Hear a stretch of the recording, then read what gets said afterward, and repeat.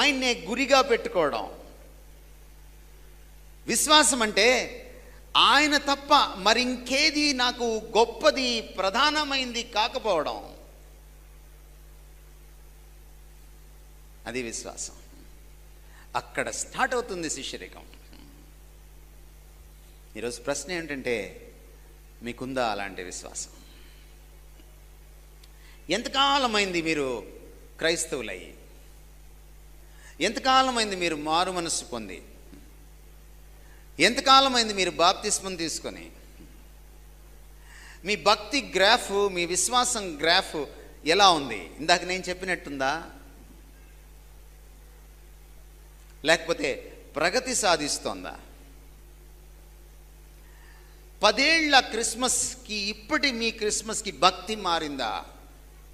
10 ఏళ్ల మీ లెంట్కి ఇప్పటి మీ లెంట్కి భక్తి మారిందా? In a positive sense